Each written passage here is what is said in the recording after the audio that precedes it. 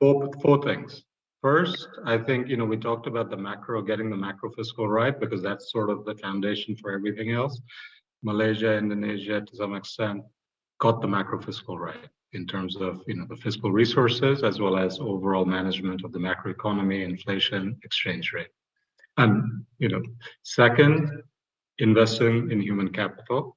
Having the fiscal resources meant they could invest in human capital. Indonesia went through a period in the 80s, 90s, massive school building, road construction, etc.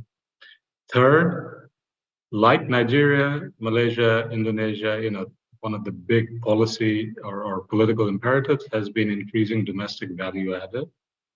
But unlike Nigeria, and I should say unlike India as well, India is where I come from, in the 70s and 80s, Indonesia and Malaysia realized that the way to increase domestic value added is by fixing the problems behind the borders, such as, whether it's the business enabling environment, whether it's the transport connectivity infrastructure, rather than closing off the borders, which is what India did in the 70s, 60s, 70s, and 80s, and which Nigeria still does to a certain extent.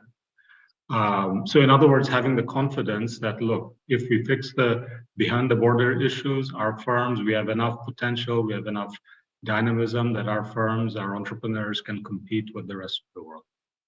And finally, the fourth thing is, in order to, doing each of the three things that I mentioned requires a consensus, and obviously it requires a national consensus, but first and foremost, it requires a consensus amongst the elites, amongst the political business elites, that their own self-interest will be served.